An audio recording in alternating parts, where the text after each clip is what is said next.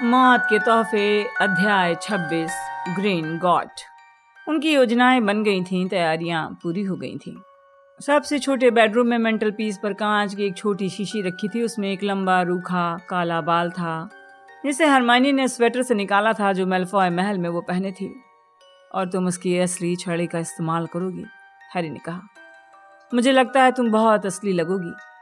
छड़ी उठाते समय हरमाइनी डरी लग रही थी, जैसे उसे ये काट लेगी। मैं इस छड़ी से नफरत करती हूँ। ये बिल्कुल गलत मालूम होती है। ये मेरे लिए ठीक से काम नहीं करती, कुछ हद तक उसी की तरह है। हैरी को बरबस याद आ गया जब उसने ब्लैक थॉर्न छड़ी के बारे में कहा था कि सही काम नहीं करती, तो हरमाइनी ने इस बात को मानने से इनकार कर दिया था। उसने जोर देकर कहा था, अभ्यास करता रहे। बहरहाल हैरी ने हरमाइनी को उसकी सलाह वापस न लौटाने का फैसला किया। ग्रीन गॉड पर हमला करने से पहले वाली शाम को उसे दुश्मन बनाना ठीक नहीं था। शायद इससे तुम्हें उसकी भूमिका निभाने में मदद मिलेगी, रॉन ने कहा। सोचो तो सही, इस छड़ी ने कितना कुछ किया है। यही तो मैं कह रही हूँ, यही वो छड़ी है जिसने नेविल के मम्मी डैडी और न जाने कितने लोगों को यातना दी है। यही वो छड़ी है जिसने सीरियस की हत्या की है। हैरी ने इसके बारे में नहीं सोचा था। उसने छड़ी को देखा, उसके मन में इसे तोड़ने की क्रूर इच्छा हुई। वो गरुड़ द्वार की तलवार से इसके 2 टुकड़े करना चाहता था जो उसके पास दीवार से टिकी हुई थी। मुझे मेरी छड़ी की कमी खलती है। काश मिस्टर ओलिवेंडर मेरे लिए भी नई छड़ी बना देते। मिस्टर ओलिवेंडर ने उसी सुबह लूना के लिए नई छड़ी भेजी थी। लूना इस वक्त पीछे वाले लॉन में थी और शाम की सूरज में नई छड़ी की क्षमताओं को जांच रही थी। डीन, जिसकी छड़ी धर पकड़ गिरोह ने ले ली थी, थोड़ी निराशा से देख रहा था।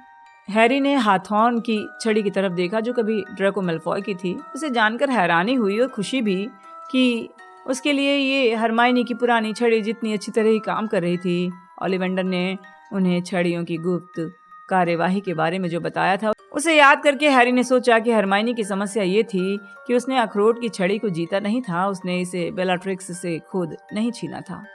बेडरूम का दरवाजा खुला। ग्रिफुक दाखिल हुआ। हैरी का हाथ अपने आप तलवार की मूठ पर पहुंच गया।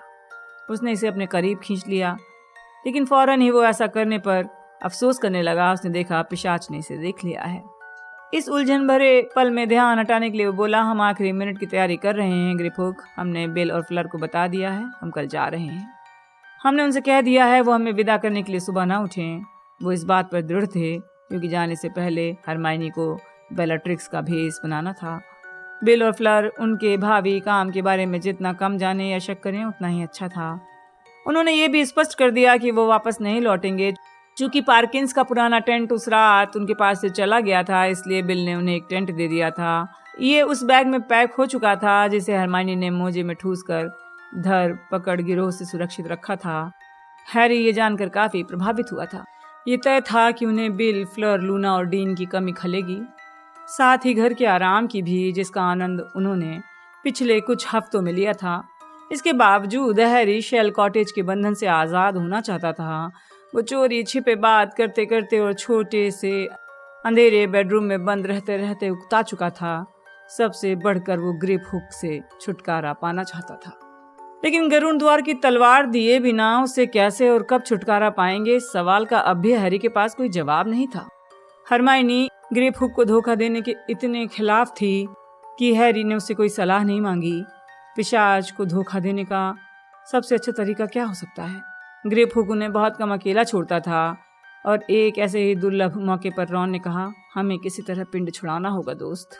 वो इससे ज्यादा अच्छी सलाह नहीं दे पाया। बिल की चेतावनी को ध्यान में रखते हुए हैरी को शक हुआ कि ग्रिफुक संभावित धोखेबाजी के प्रति सतर्क है। हैरी को उस रात ठीक से नींद नहीं आई। वो कई घंटों जागता रहा।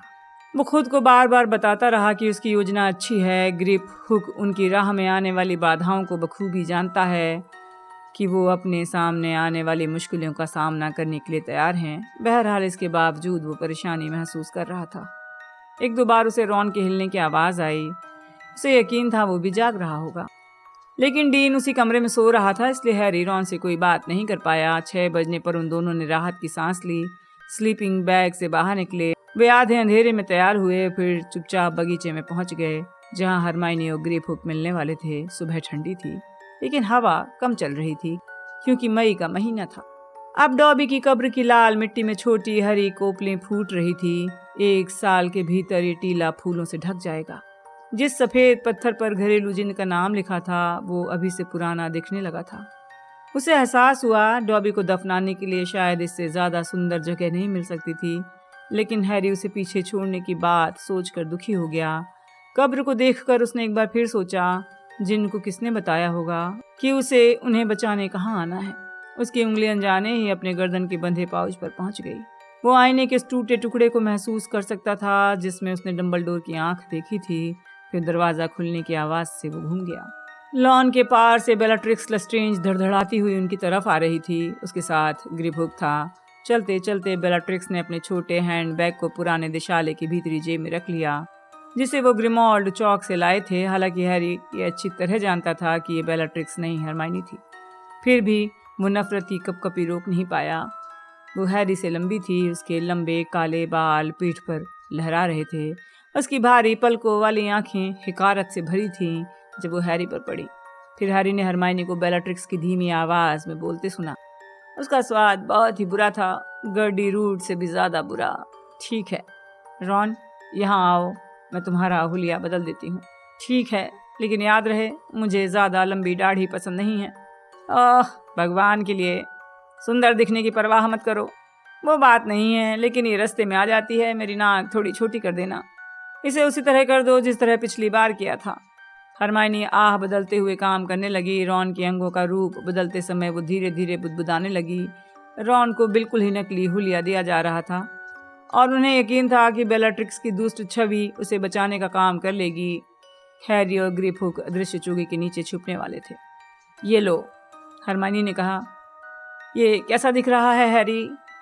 बदले हुए हुलिये के बावजूद रॉन कुछ कुछ पहचान में आ रहा था, लेकिन हैरी को लगा शायद ऐसा इसलिए है क्योंकि वो उसे बहुत अच्छे से पहचानता था। देखो, ये मेरी पसंद का तो नहीं है, लेकिन चलेगा, हैरी ने कहा। तो फिर चलें। तीनों ने मुड़कर शेल कॉटेज को देखा जो धुंधलाते सितारों के नीचे अंधेरे में खामोश था। फिर वो मुड़े और बाउंड्री वॉल के पार जाने लगे ताकि रहस्य रक्षक सम्मोहन के प्रभाव से दूर पहुंचकर अंतर्ध्यान हो सकें। गेट के पार पहुंचने के बाद ग्रिपहुक बोला, हैरी पॉटर, मुझे लगता है मुझे अब चढ़ जाना चाहिए। हैरी झुक गया। पिशाच उसकी पीठ पर सवार हो गया। उसने अपने हाथ हैरी के गले में बांध लिए। वो भारी नहीं था, लेकिन हैरी को पिशाच का स्पर्श नापसंद था जो उसे बड़ी ताकत से पकड़े था। हरमाइनी ने बैग से अदृश्य चोगा निकालकर उन दोनों पर डाल दिया। बहुत बढ़िया, उसने कहा और हैरी के पैरों को देखने के लिए झुकी। मुझे कुछ नहीं दिख रहा, चलो चलते हैं। हैरी ग्रिपहुक को कंधों पर बैठाए हुए अपनी जगह पर घूमा और पूरी ताकत से रिश्ती कड़ाही नाम के सराय के बारे में सोचा जहाँ से छूमंतर गली का रास्ता जाता था। रिश्ती कड़ाही का बार लगभग पूरा खाली था। झुकी कमर और पोपले मुंह वाला टॉम इस बार का मालिक था और इस वक्त बार के काउंटर के पीछे गिलास चमका रहा था। 2 जादूगर दूर वाले कोने में धीरे धीरे बातचीत कर रहे थे। हरमाइनी को देखते ही वो अंधेरे में छुप गए।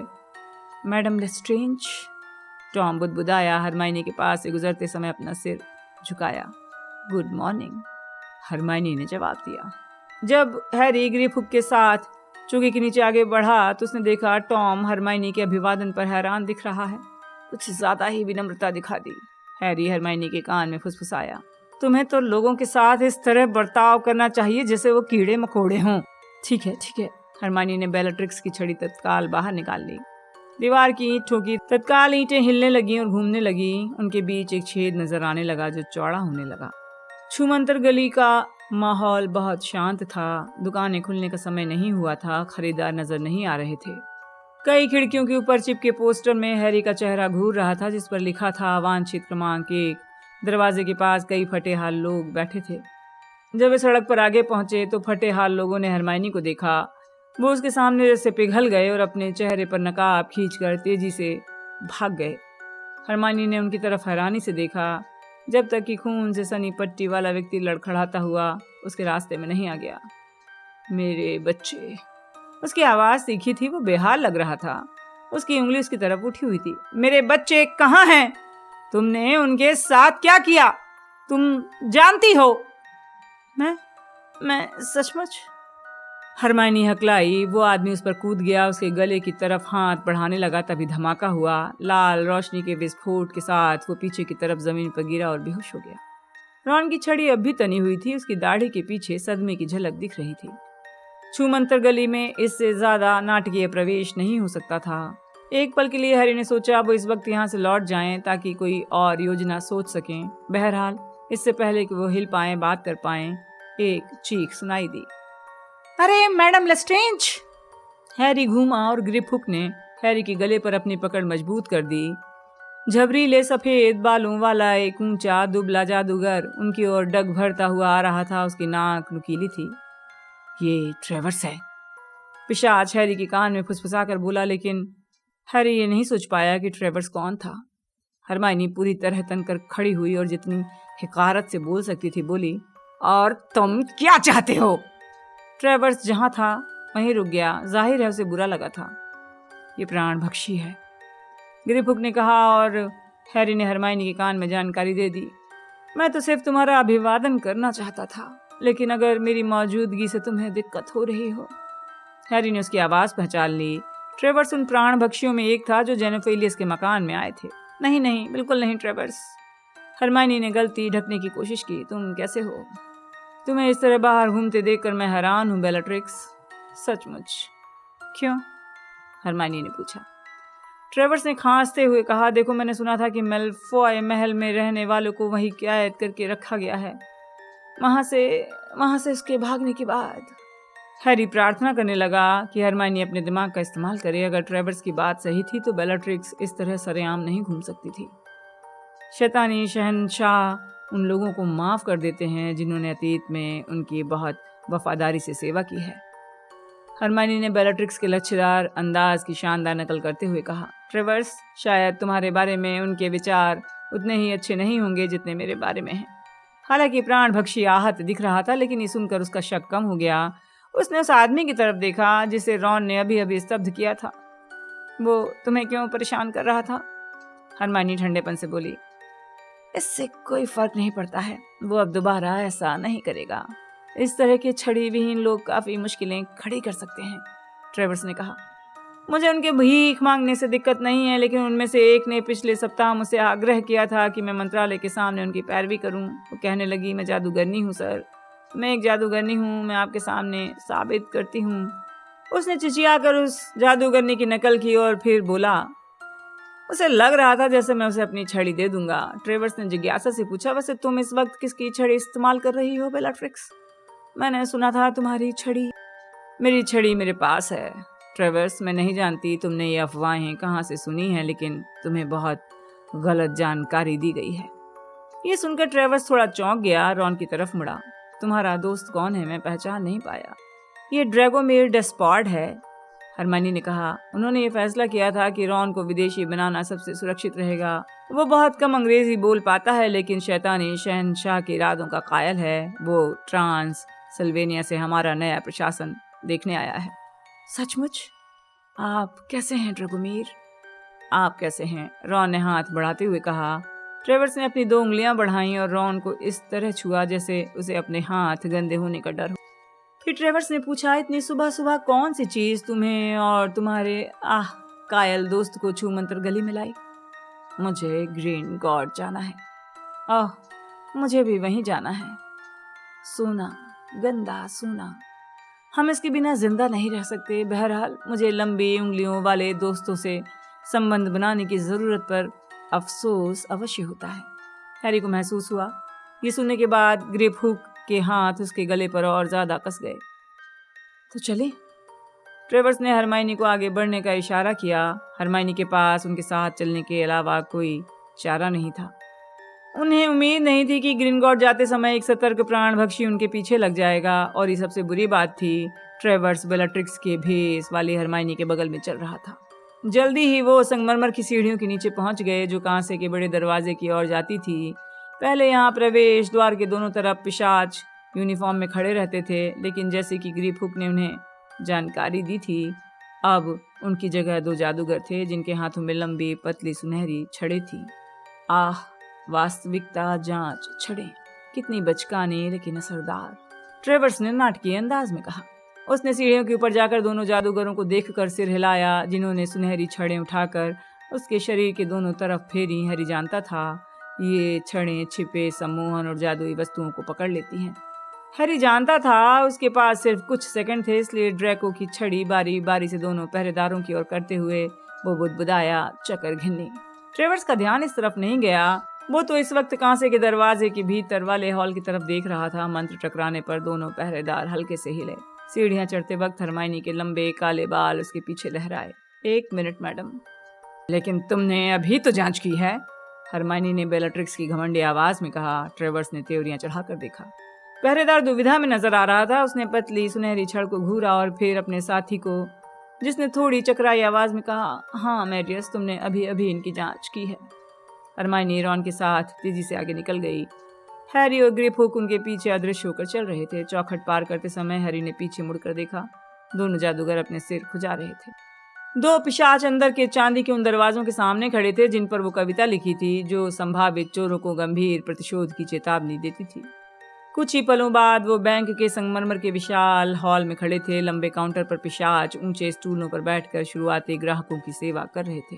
हरमाइनी, रॉन और ट्रेवर्स एक बूढ़े पिशाच की तरफ गए जो चश्मा लगाकर सोने के एक मोटे सिक्के की जांच कर रहा था।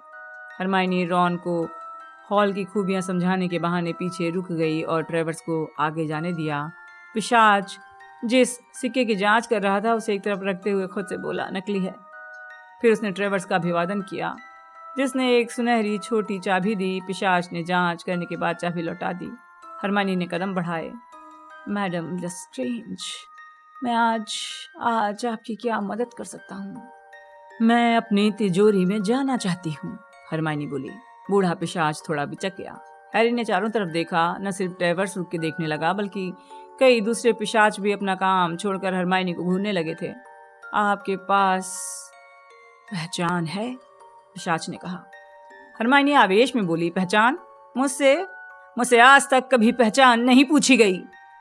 वो जानते हैं, ग्रेपहुक हैरी के कान में बुदबुदाया। उन्हें जरूर चेतावनी दी गई होगी, कोई बहरूपिया आ सकता है। आपकी छड़ी से काम बन जाएगा मैडम, पिशाच ने कहा। उसने थोड़ा कांपता हुआ हाथ आगे बढ़ाया। एक भयंकर एहसास के साथ हैरी जान गया कि ग्रीन गॉड के पिशाचों को बेलाट्रिक्स की छड़ी के चोरी होने की बात मालूम है। तत्काल कदम उठाओ, तत्काल, सम्मोहन, शाप, ग्रेपहुक हैरी के कान में फुसफुसाया। हैरी ने चोगे के नीचे से छड़ी उठाकर बूढ़े पिशाच की तरफ तान दी और जिंदगी में पहली बार फुसफुसाया, सम्मोहितो। हैरी की बाह में एक अजीब सी सनसनी फैल गई। इस तरह की गर्मी जो उसके दिमाग से मांस पेशियों नसों तक होती हुई छड़ी में पहुंची, ये गर्मी उसी शाप की थी जो उसने अभी अभी दिया था। पिशाच ने बेलाट्रिक्स की छड़ी ली, गौर से जांच की और फिर बोला, ओह, आपने नई छड़ी बनवा ली है मैडम लेस्ट्रेंज? क्या? हरमाइनी ने कहा, नहीं, ये मेरी नई छड़ी, ट्रेवर्स ने कहा, जो दोबारा काउंटर के पास आ गया। अब भी चारों तरफ के पिशाच उधर ही देख रहे थे। लेकिन तुमने ये कैसे किया? तुमने किस छड़ी सास से छड़ी बनवाई?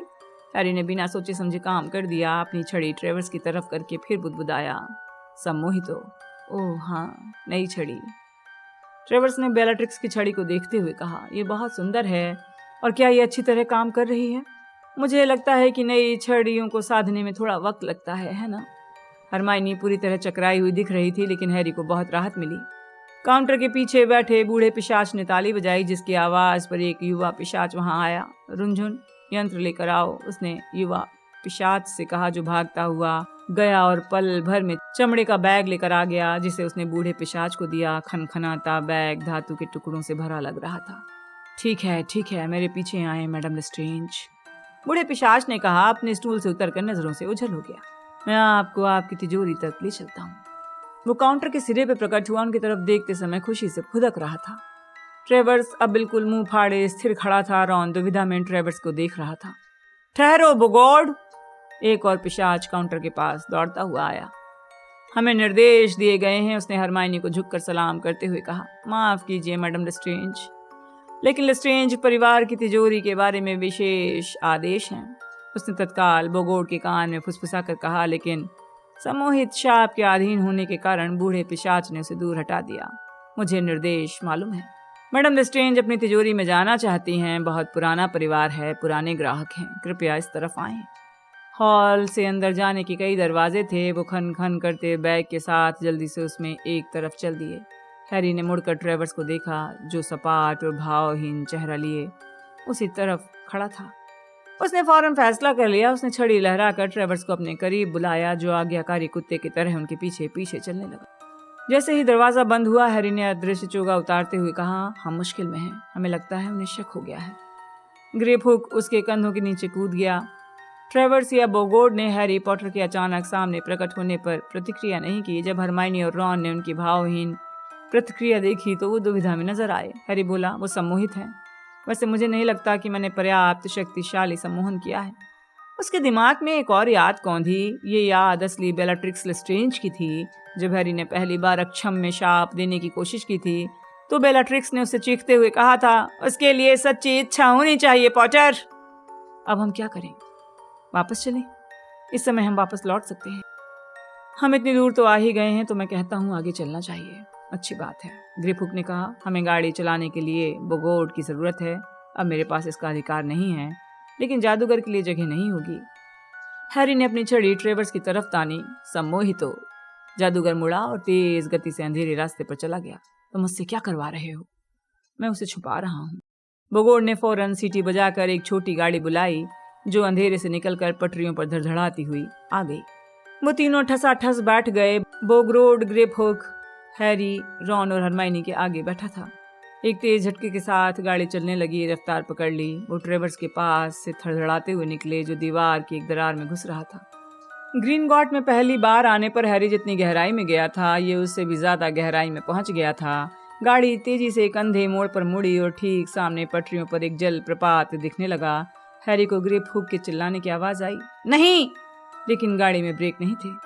वो ऊपर से गिरती पानी की जलधारा में से होते हुए पार निकल गए।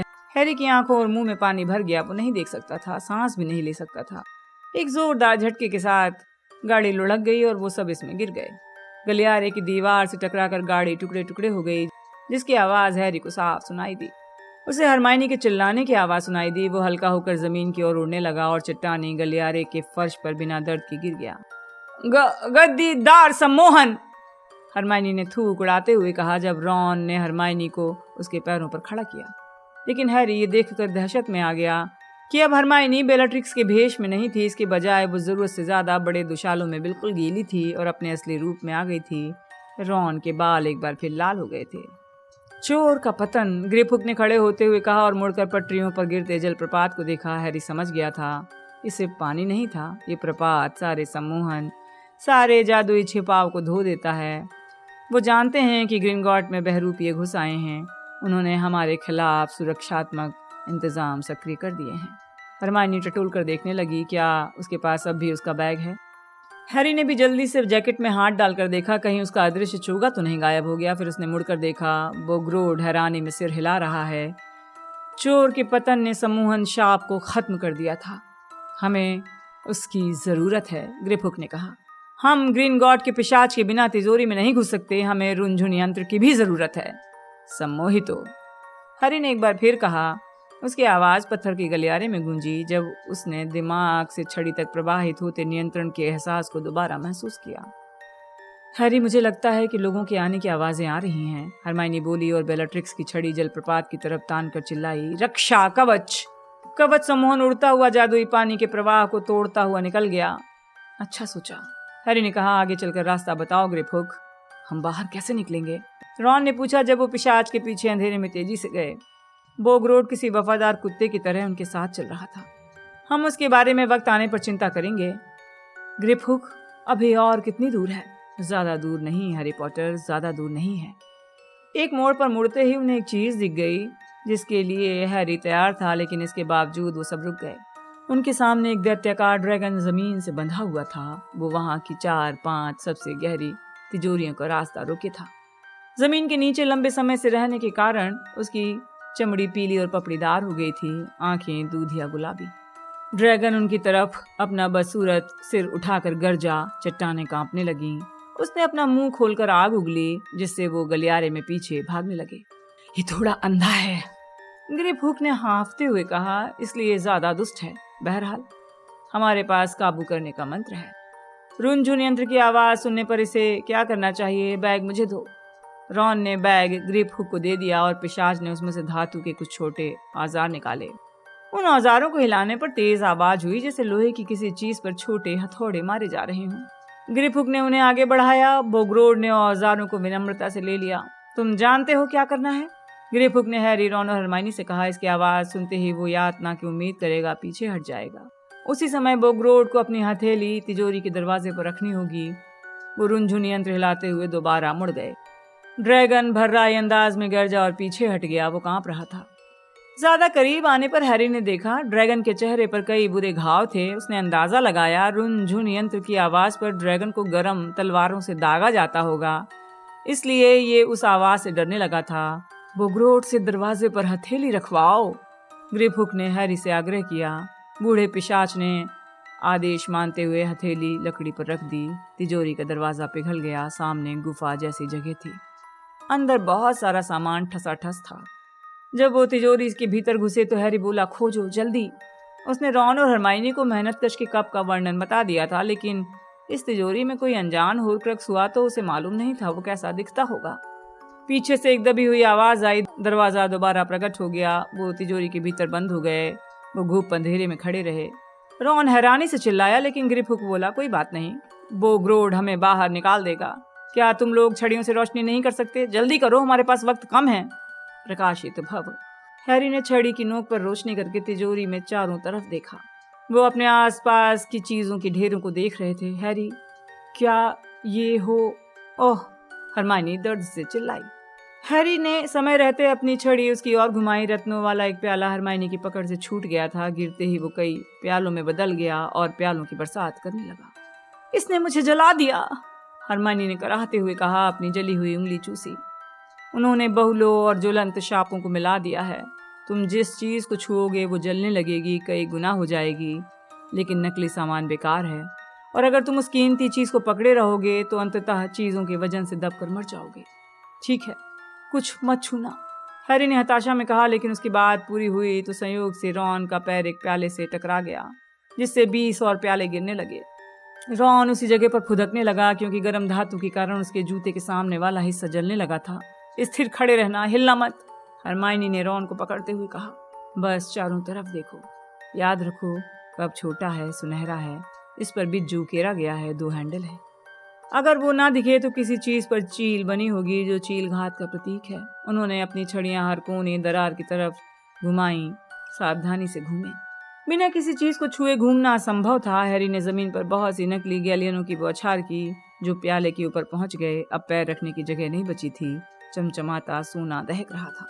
तिजोरी अंगीठी की तरह तप रही थी। हैरी की छड़ी की रोशनी कवचों और पिशाचों के बनाए शिरस्त्राणों के ऊपर से गुजरी, जो छत तक ऊंची अलमारी पर रखे थे।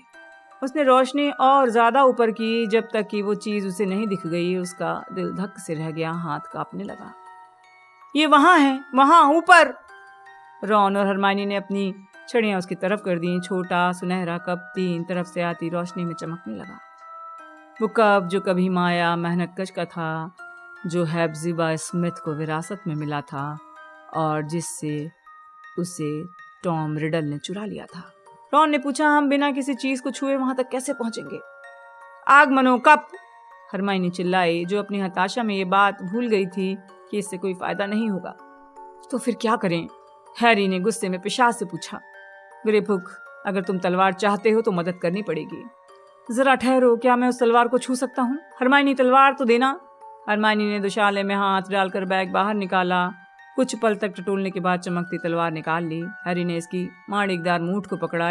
इसकी नोक पास की चांदी की सुराही से छुआई। सुराही कई गुना नहीं हुई। काश मैं तलवार को हैंडल में डाल सकूं, लेकिन मैं इतनी ऊपर कैसे पहुंचूंगा? जिस अलमारी पर कप रखा था वो सबकी पहुंच से दूर थी, सबसे लंबे रॉन की भी। जादुई खजाने की गर्मी से लपटें उठ रही थी। हैरी के चेहरे और पीठ पर पसीना बह रहा था। तभी उसे तिजोरी के दरवाजे के दूसरी तरफ ड्रैगन के दहाड़ने की आवाज आई। रुनझुन यंत्र की आवाज लगातार तेज हो रही थी। वो सचमुच फंस चुके थे। हैरी ने रॉन और हरमाइनी की तरफ देखा। उनके चेहरे पर दहशत थी। हरमाइनी, हैरी ने कहा जब रुनझुन यंत्र की आवाज ज्यादा तेज हो गई, मुझे वहां ऊपर पहुंचना होगा, हमें इसे नष्ट करना है। हरमाइनी ने छड़ी उठाकर हैरी की तरफ तानी और फुसफुसाई, ऊर्ध्वगामी। हवा में घुटने से ऊपर उठते हुए हैरी सूट ऑफ आर्मर से टकराया। इसके कई गर्म संस्करण पैदा हो गए, जिससे ठसाठस भरी जगह पहले से ज्यादा भर गई। दर्द भरी चीखों के साथ रॉन, हरमाइनी और दोनों पिशाच कई चीजों से टकरा गए। वो चीजें भी कई गुना होने लगीं। वो गर्म खजाने में आधे दफन हो चुके थे। वो जूझे और चिल्लाए जब हैरी ने तलवार मेहनतकश के कप के हैंडल में घुसाई और उसे धार पर जमा लिया। अप्रभावित हो हरमाइनी गर्म धातु से अपनी रॉन और पिशाचों की रक्षा करने की कोशिश में चीखी। फिर सबसे बुरी चीख आई। हैरी ने नीचे देखा। रॉन और हरमाइनी खजाने में कमर तक धंसे थे और वो ग्रोड को ऊपर उठते खजाने में धंसने से रोक रहे थे, लेकिन ग्रिप हुक उछल हो गया था। उसकी सिर्फ लंबी उंगलियां ही नजर आ रही थीं। हैरी ने ग्रिप हुक की उंगलियों को पकड़कर खींचा। जला हुआ पिशाच विलाप करता हुआ धीरे धीरे ऊपर आया। अधोगामी, हैरी चिल्लाया। एक झटके के साथ वो और ग्रिप हुक उफनते खजाने की सतह पर आ गए। हैरी के हाथ से तलवार छूट गई। इसे पकड़ो, हैरी गर्म धातु से चमड़ी जलने के दर्द के बावजूद चिल्लाया। जलती हुई वस्तुओं से बचने के लिए ग्रिप हुक फिर उसके कंधों पर सवार हो गया। हैरी ने कहा, तलवार कहाँ है? इस पर कब था? दरवाजे की दूसरी तरफ रुनझुन आवाज अब कान फोड़ू हो चुकी थी। ग्रिप हुक ने इसे देख लिया, फौरन इसकी तरफ छलांग लगा दी। हैरी पल भर समझ गया कि पिशाच को कभी उम्मीद नहीं थी कि वो अपना वादा निभाएंगे। सोने की गर्म वस्तुओं के बीच गिरने से बचने के लिए ग्रिप हुक ने एक हाथ से हैरी के बाल कसकर पकड़ लिए, दूसरे हाथ से तलवार की मूठ पकड़कर उसे हैरी की पहुंच से दूर उठा लिया। तलवार के हैंडल पर टिका छोटा सुनहरा कप हवा में उड़ने लगा। हालांकि पिशाच अब भी हैरी पर सवार था, लेकिन इसके बावजूद हैरी ने गोता लगाकर कप को पकड़ लिया। हालांकि कप के कारण उसकी चमड़ी जल रही थी, लेकिन उसने कप को नहीं छोड़ा। तब भी नहीं। जब मेहनतकश के अनगिनत कप उसकी मुट्ठी से निकले और उसके शरीर पर गिरने लगे, तभी तिजोरी पर धमाका हुआ। वो खुल गई। उसने खुद को तपते सोने और चांदी पर फिसलता पाया। फिसलते हुए वो, रॉन और हरमाइनी बाहर के रास्ते में आ गए। उसके शरीर पर छाले और फोड़े हो चुके थे। उसे भयंकर दर्द हो रहा था। अब भी कई गुना होते खजाने की बाढ़ में बहते हुए हैरी ने कप को अपनी जेब में रखा। तलवार को लेने के लिए हाथ बढ़ाया, लेकिन ग्रिप हुक जा चुका था। पहला मौका मिलते ही हैरी के कंधों से फिसलकर वो तलवार लहराता हुआ पास खड़े पिशाचों के बीच भागा। वो चिल्ला रहा था, चोर चोर, मदद करो चोर। वो सामने आती भीड़ में गुम हो गया। गरम धातु पर फिसलता हैरी बड़ी मुश्किल से अपने पैरों पर खड़ा हुआ। वो जानता था बचने का इकलौता रास्ता संघर्ष है। स्तब्ध हो, बुगड़ जा। रॉन और हरमाइनी ने ऐसा ही किया। कुछ पिशाच लुढ़क गए, लेकिन बाकी आगे बढ़ते रहे। हैरी ने देखा मोड़ पर कई जादूगर पहरेदार भी आ गए थे। बंधा ड्रैगन गर्जा और पिशाचों की तरफ आग उगलने लगा। जादूगर पहरेदार जिस रास्ते से आए थे उसी रास्ते वापस भाग गए। अचानक हैरी के मन में एक प्रेरणा या पागलपन भरा विचार आया। उसने अपनी छड़ी उन मोटी जंजीरों की तरफ की जिनसे वो जानवर फर्श में गड़े खूंटों से बंधा था। हैरी जोर से चिल्लाया, विभक्तो! जंजीरें तेज आवाज के साथ टूट गईं। इस तरफ! हैरी चिल्लाया और आने वाले पिशाचों पर स्तब्धीकरण मंत्र मारकर अंधे ड्रैगन की तरफ भागा। हैरी, हैरी तुम क्या कर रहे हो? हरमाइनी चिल्लाई। ऊपर आओ, ऊपर चढ़ जाओ जल्दी। ड्रैगन को यह एहसास नहीं हुआ था कि वो आजाद है। हैरी उसकी पीठ पर चढ़ गया। ड्रैगन की खाल लोहे जितनी सख्त थी, उसे तो हैरी का वजन महसूस भी नहीं हुआ होगा। हैरी ने एक हाथ आगे बढ़ाकर हरमाइनी को ऊपर खींचा। रॉन भी उसके पीछे चढ़ गया और इसके पल भर बाद ड्रैगन को एहसास हुआ वो आजाद हो चुका है। तेजी से गरजते हुए ड्रैगन झुका। हैरी ने अपने घुटने सटा लिए और तेजी से जकड़ लिए। जब पंख खुले और चीखते पिशाचों को कीड़े मकोड़ों की तरह तितर बितर करते हुए ड्रैगन हवा में उड़ने लगा। हैरी, रॉन और हरमाइनी इसकी पीठ पर पूरी तरह झुके थे, लेकिन उनके शरीर के ऊपरी हिस्से छत से टकरा रहे थे। जब ड्रैगन गलियारे की तरफ बढ़ा तो पिशाच खंजर फेंकने लगे, लेकिन वो उसकी खाल से टकरा कर गिर गए। हम कभी बाहर नहीं निकल पाएंगे, इसका शरीर बहुत बड़ा है, हरमाइनी चीखी। लेकिन ड्रैगन ने अपना मुंह खोलकर आग उगली। सुरंग में विस्फोट हो गया, जिससे छत और फर्श तड़क कर टूट गए। सिर्फ अपनी ताकत के दम पर ड्रैगन रास्ता बना रहा था। हैरी की आंखें गर्मी और धूल के कारण कस के बंद थी। तभी उसने हरमाइनी को चिल्लाते सुना, विस्तारित हो। हरमाइनी गलियारे के रास्ते को बड़ा करने में ड्रैगन की मदद कर रही थी। वो छत को चौड़ा कर रही थी। जब ड्रैगन चीखते और रुनझुन यंत्र बजाते पिशाचों से दूर ऊपर की तरफ ताजी हवा की तरफ उड़ने लगा, हैरी और रॉन ने हरमाइनी की नकल करके वही मंत्र दोहराया। मंत्रों से छत में विस्फोट हो गया। भूमिगत जलप्रपात पार करने पर गुर्राते भीम काय जानवर को आजादी का पूरा एहसास हो गया। ड्रैगन की कांटेदार पूंछ पीछे लहरा रही थी। बड़ी बड़ी चट्टानों के साथ ही छत से लटकते चूने के खंभे भी टूट गए। पिशाचों के रुन झुन यंत्र की आवाज़ अब काफ़ी धीमी हो गई थी। आखिरकार उनके मंत्रों और ड्रैगन की अमानवीय शक्ति की बदौलत वे गलियारे से विस्फोट करते हुए संगमरमर के हॉल में पहुंचे, जहां मौजूद जादूगर और पिशाच चिल्लाकर सुरक्षित जगह पर भागे। ड्रैगन को अपने पंख फैलाने की जगह मिली। उसने अपना सींगदार सिर बाहर की ठंडी हवा की ओर किया, जिसकी खुशबू उसे दरवाजे के पार से आ रही थी। पीठ पर सवार हैरी, रॉन और हरमाइनी के साथ वो उड़ने लगा। ड्रैगन ने जोरदार टक्कर मारकर धातु के दरवाजों को पार किया। छूमंतर गली में पहुंचकर उड़ते समय हैरी ने देखा, पीछे धातु के दरवाजे अपनी चूलों पर झूल रहे थे।